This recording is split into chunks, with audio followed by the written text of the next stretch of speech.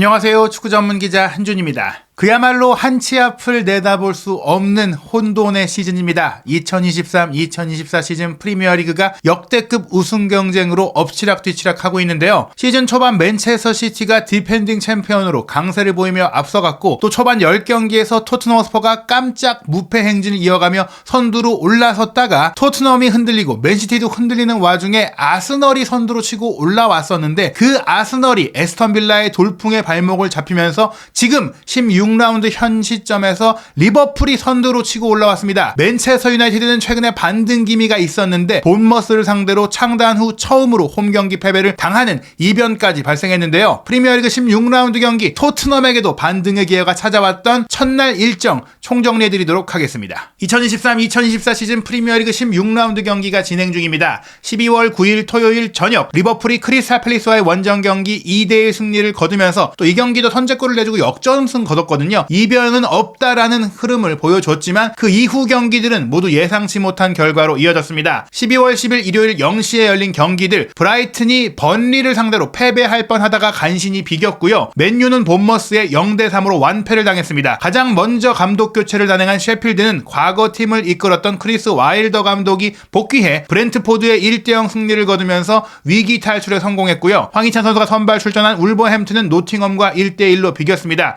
그리고 현지 시간 토요일의 마지막 경기였던 에스턴 빌라와 아스널의 경기는 에스턴 빌라가 기록적인 홈 연승 기록을 이어가며 아스널을 1대0으로 꺾었습니다. 이 결과를 통해 말씀드린 대로 프리미어리그 선두가 바뀌었습니다. 리버풀이 승점 37점으로 1위로 치고 올라갔고, 아스널이 승점 36점에 멈췄고요. 토트넘을 꺾었던 에스턴 빌라의 연승이 이어지면서 승점 35점으로 3위, 아직 경기를 치르기 전이긴 하지만 4위 맨시티와의 승점 차이를 5점까지 벌렸습니다. 맨유가 토트넘을 추격하고 있었지만 이번 본머스전 패배로 인해 승점 27점에 멈춘 가운데 골 득실차도 마이너스 3이 되면서 토트넘이 5위 자리를 지킨 채 16라운드 뉴캐슬전을 준비할 수도 있게 됐습니다. 한결 토트넘의 입장에선 마음이 편해졌던 결과들인데요. 먼저 리버풀의 선두 등극은 올 시즌 들어 처음 있는 일입니다. 사실 초반에는 말씀드린 대로 맨시티, 토트넘, 아스널, 게다가 최근에 에스턴 빌라의 기세까지 이런 팀들의 경기력이 좋았고 주목을 받았는데, 리버풀은 잘하고 있음에도 불구하고 1위로 치고 올라가지 못했기 때문에 어떻게 보면 조금은 가려져 있었거든요. 이번 경기 역시 사실은 쉽지는 않았습니다. 먼저 선제골을 내주고 뒤집었고, 또 특유의 리버풀의 극장승 본능이 나왔는데, 후반 추가 시간에 하비 엘리엇이 역전 결승골을 터뜨렸기 때문에 리버풀이 선두에 오를 수 있었습니다. 그런데 흥미로운 것이 리버풀이 90분 이후에 결승골을 터뜨린 프리미어리그 역사상 가장 많은 기록을 남긴 팀이 됐고요. 무려 43회나 되는데 그 43회 중에 클롭 감독 체제에서 17번이나 되니까 클롭 감독이 어떻게 보면 리버풀이 갖고 있던, 제라드 선수가 그런 모습들을 많이 보여왔던 시기도 있었지만 리버풀의 정신을 이어받는 감독이구나 라는 것을 느낄 수 있었습니다. 아스널이 32회, 토트넘도 31회, 맨유도 29회, 첼시도 26회지만 리버풀만이 40회 이상의 90분 후 극장 결승골을 넣은 팀이라고 할 수 있겠는데요. 말씀드린 대로 57분 크리스탈 팰리스가 마테타 본인이 콴사의 파울에 넘어지면서 VAR 판정을 통해 얻어낸 페널티킥을 성공시키면서 선제골을 터뜨렸고, 이변이 발생하는 줄 알았습니다. 하지만 리버풀은 76분 역시 살라 선수가 프리미어리그 최고의 선수로서 능력을 보여줬어요. 혼전 속에 크로스패스가 올라온 상황, 커티스 선수가 밀어준 공을 왼발 논스톱 슈팅으로 때려 넣으면서 동점골을 터뜨렸는데, 이 골은 본인의 리버풀 입단 후 200호 골이었습니다. 그리고 말씀드린 후반 추가 시간 1분, 하비 엘리엇이 혼자 몰고 들어오다가 벼락같이 때린 왼발 중거리 슈팅을 통해서 2대1 역전골을 터뜨리며 리버풀의 선두 등극을 이끌었습니다. 그리고 이날 경기 아무래도 최대 이변은 시즌 초반 고전하던 본머스, 어떻게 보면 잔류까지도 의심스러웠던 본머스가 최근에 연속으로 무패 행진을 달리면서 맨유 원정에서 3대0으로 승리한 것인데요. 본머스가 창단 이후 맨유 원정에서 처음 이긴 경기입니다. 사실 스페인 라리가의 라요 바에카노에서 돌풍을 일으키면서 선수 출신 감독으로 정말 빼어난 전술적인 능력을 보여줬기 때문에 기대를 모았던 안도니 이라올라 감독이 본머스 부임 초기에는 조금은 흔들리는 모습 보이다 보니까 프리미어리그와는 안 맞나? 이런 생각들이 있었거든요. 하지만 자신의 축구 색깔이 녹아들기 시작했던 최근 5경기의 결과는 놀랍습니다. 5연속 무패인데 4승 1무로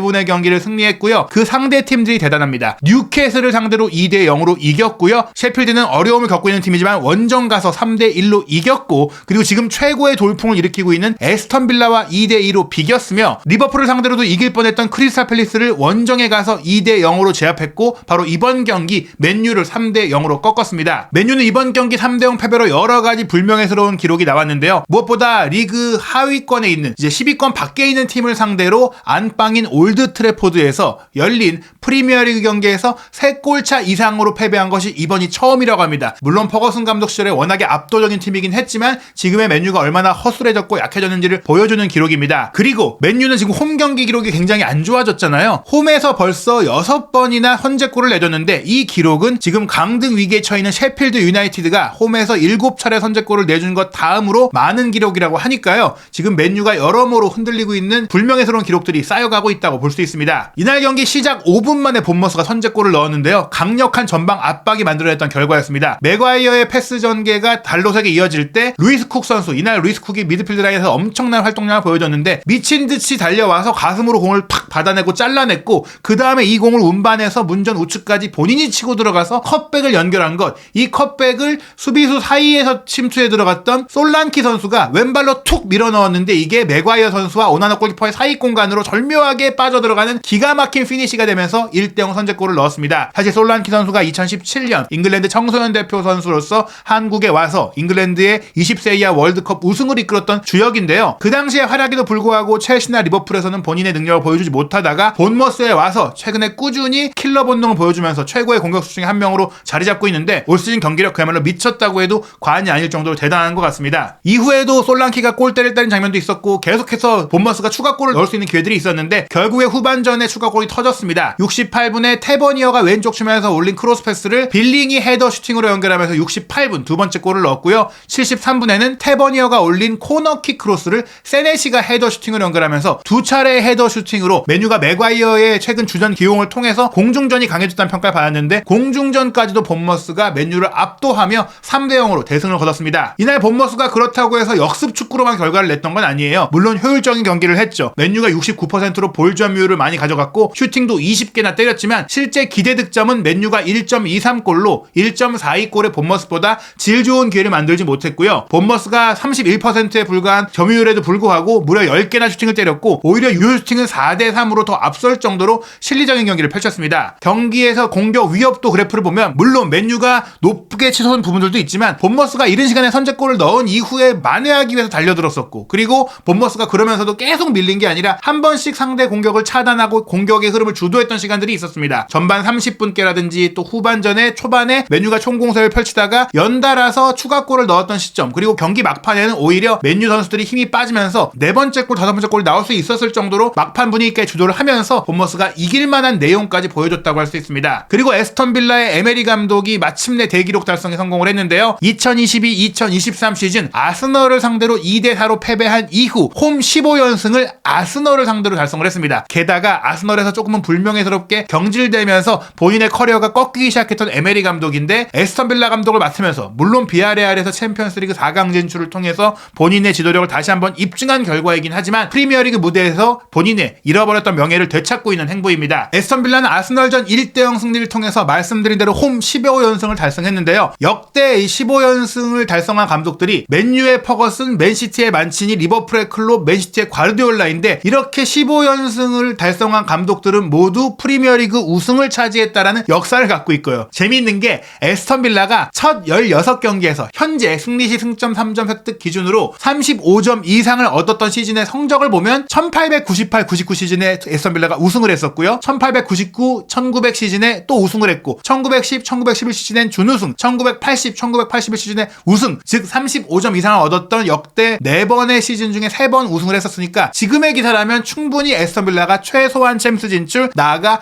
우승까지 노릴 수 있는 기세라고 볼 수 있겠습니다. 이날 경기 흐름 팽팽했어요. 에스턴 빌라가 1대 0으로 승리했고, 기대 득점 값을 보자면 에스턴 빌라가 0.25골로 높지 않았죠. 오히려 아스널이 0.72골로 한 골을 넣을 상황이 더 많이 근접하긴 했지만, 그렇다고 한 골을 넘진 못했기 때문에 완벽한 기회를 만들지 못했다고 볼 수 있습니다. 슈팅 숫자 5대 8, 물론 에스턴 빌라가 단 하나의 유효 슈팅을 골로 연결했던 놀라운 결정력을 보이긴 했지만, 이날 경기 점유율을 보면 에스턴 빌라도 47%에 달할 정도로 공을 소유한 채 아스널의 공격을 제어하기도 했고 하이라인을 유지하면서 아스널이 또 절정적인 공격 기회를 4차례 연결할 때 오프사이드 탭으로 막아냈던 부분들, 토트넘과의 경기처럼 아스턴 빌라가 전술적으로 아스널을 잘 막아냈다고 볼 수 있습니다. 공격 위협도 그래프를 보면 물론 아스널이 많은 기회들이 있었고 굉장히 치솟은 기록들이 많고 전반전과 후반 초반까지는 굉장히 경기를 주도했지만 중요한 순간마다 아스턴 빌라의 역습이 날카로웠고 특히 전반 7분에 선제골이 나온 이후에는 전략적으로 전반전을 지킨 것이고 후반 초반을 버텨낸 이후에는 아스널이 스스로 동력을 잃어가면서 중반 이후에는 거의 이렇다 할 모습을 보이지 못한 채 아스턴 빌라가 경기를 통제하면서 영리하게 운영하는, 노련하게 운영하는 흐름 속에서 아스턴 빌라의 승리로 경기가 끝났습니다. 아스턴 빌라의 전반 7분 득점 역시 계획된 플레이였는데요. 특히 최근 아스턴 빌라가 주목할 만한 부분들이 레온 베일리를 오른쪽 측면에 배치해서 이 선수가 사이드 공격을 통해 치고 올라가서 비대칭 투톱처럼 움직이고 왼쪽에 맥킨이 측면 미드필드에 서지만 안쪽으로 들어와서 미드필드에 가깝게 움직이잖아요. 4-4-2 포메이션을 쓰는 에메리 감독이 이렇게 좌우 측면 선수들에게 다른 역할을 주면서 경기 중에 유연한 전술 변화를 가져갔는데 이 두 선수가 전반 7분에 선제골이자 결승골을 합작했어요. 레온 베일리가 폭발적인 스피드 그리고 본인의 개인 능력을 통해서 우측면을 무너뜨리고 내준 컵백을 왓킨스가 수비를 끌고 이동했을 때 맥킨이 가운데로 들어가서 이어받은 이후 터닝 슈팅을 통해서 수비도 속이고 골키퍼도 속였던 멋진 장면을 만들었는데요. 이날 맥킨은 결승골뿐 아니라 공격 시퀀스 관여도 5회로 아스턴 빌라 선수 중에 가장 많았고 또 전체 선수를 통틀어도 외대고루의 6회담으로 많았습니다. 공격적인 능력을 굉장히 출중하게 보여줬고요. 올 시즌에 또 맥킨 선수가 해결사 역할을 하고 있어요. 벌써 시즌 4호 골인데 이것은 자신의 커리어 한 시즌 최다 득점 기록이고 아직도 많은 경기가 남아있기 때문에 맥킨이 팀의 주장 역할도 맡고 또 득점 역할도 맡고 중앙 미드필더와 측면 미드필더 역할을 모두 하면서 최고의 시즌을 보내고 있다, 이렇게 보실 수 있겠습니다. 그리고 또 하나 주목할 활약은 폭발적인 스피드의 레온 베일리인데요. 아스턴 빌라의 패스 너트워크와 평균 위치를 보시면 알겠지만 와킨스가 오늘은 좀 부지런한 역할, 이타적인 역할을 해주면서 왼쪽으로 벌려 움직이고 왼쪽 측면 미드필드로 동상적으로 뛰어왔던 맥킨이 오히려 안쪽으로 들어와줬고 오른쪽 사이드에서 베일리가 굉장히 공격적으로 많이 올라가줬잖아요. 결국에는 상대 아스널의 측면 공격의 뒷공간을 파고들었던 전략적인 역습의 결과인데 특히 베일리의 개인 기술과 개인 해결 능력이 뛰어납니다. 또 레온 베일리 선수가 빌라의 홈 연승 기록에 굉장한 핵심적인 역할을 하고 있는데 올 시즌에 이제 아스턴 빌라가 빌라파크에서 7경기를 모두 이기는 과정 속에서 레온 베일리가 4골 4도움을 기록했습니다. 근데 이게 몰아치기가 아니라 이 7경기 모든 경기에서 나온 기록이고요. 또 이 중요한 것은 베일리가 항상 선발로 뛰었던 것도 아니에요. 7경기 중에 3경기만 선발로 뛰었고 나머지 4경기는 교체로 뛰었음에도 불구하고 골을 만들어내고 있다. 베일리의 활약이 대단하다는 걸 볼 수 있습니다. 또한 이번 경기 아주 치열했었죠. 양 팀을 합쳐서 무려 63회의 태클이 나왔는데 아스턴 빌라가 태클도 더 많았어요. 32회, 아스널도 31회였습니다. 이 기록은 2015년 9월 토트넘과 팰리스의 경기에서 한 경기에서 양 팀 모두 30회 이상의 태클을 기록했던 이후 최다 기록일 정도로 아주 치열한 경기였다고 볼 수 있습니다. 한편 황희찬 선수가 소속된 울버햄튼은 노팅엄과 1-1로 비기면서 리그 순위 12위 자리를 유지했는데요. 아쉽게도 황희찬 선수가 이번 경기 공격 포인트를 오르지는 못했지만 날카로운 모습 또 치명적인 돌파력을 보여주면서 자신의 임무를 잘 수행했습니다. 그리고 이번 경기에서 슈팅 기회가 많지 않았어요. 단 하나의 슈팅이 있었지만 빗나갔고요. 다만 5번의 드리블 돌파를 시도했는데 4번이나 성공할 정도로 돌파는 대단했고요. 패스 성공률도 공격 수임에도 불구하고 92%로 높았고 11차례의 경합 중에 6번이나 승리를 했습니다. 오른쪽과 왼쪽을 모두 오가면서 맹활약을 했고요. 전반 14분에 선제골을 내준 이후 그래도 쿠냐 선수가 32분에 동점골을 넣으면서 울버햄튼이 귀중한 승점을 얻었다고 볼 수 있습니다. 프리미어리그 16라운드 남은 경기 일정 살펴보겠습니다. 12월 12일 일요일 밤 11시에 에버튼 대 첼시, 풀럼 대 웨스트햄, 루턴 타운 대 맨시티의 경기가 있고요. 16라운드 마지막 경기는 12월 11일 월요일 새벽 1시 30분 토트넘 대 뉴캐슬의 경기입니다. 사실 토트넘은 경쟁하는 팀들이죠. 맨유나 브라이튼이나 뭐 이런 팀들이 승리를 거두고 승점을 얻었다면 순위가 7위까지도 떨어질 수가 있었는데 이 팀들이 승리를 거두지 못한 가운데 자력으로 5위를 굳힐 수 있고 또 만약에 뉴캐슬을 꺾을 경우에는 맨시티와 승점 동률, 선두인 리버풀과의 승점 차이도 7점까지 좁힐 수 있는